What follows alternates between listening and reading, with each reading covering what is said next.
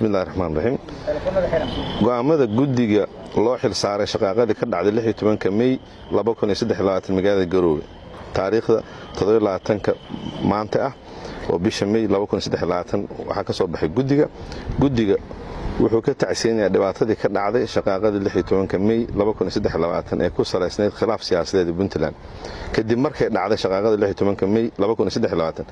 magaalada Garowe waxa kulan balaaran isugu mid waxgaradka Ciise Maxamuud wada hadal dheer kadib waxa la saaray guddi ka kooban 51 xubnood oo loo xil saaray inay xil iska saaraan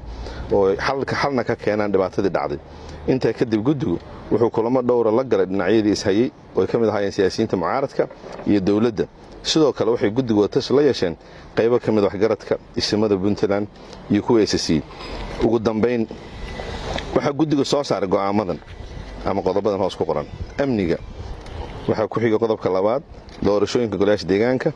qodobka saddexaad doorashada Puntland 2024 lambar 4 isaguna waa gobolka Sool ka hadlaya amniga in ciidamada laga saaro magaalada Garowe isla markaana lagu celiyo fadhiyadoodii difaaca loona saaro guddi farsamo oo ka shaqeeya xaaladda ciidan doorashada golaha deegaanka gobolka Nugaal waxa guddigu go'aansaday in la qabto doorashada golayaasha deegaanka 3 degmo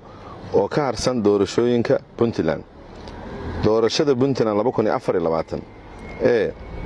guddigu wuxuu ayiday go'aanka isimada SSC iyo madaxda Puntland isla gaareen kaasoo ahaa in shir isugu yimaadaan isimada Puntland isla markaana isimada SSC gogasha dhigaan doorashada golayaasha deegaanka kadib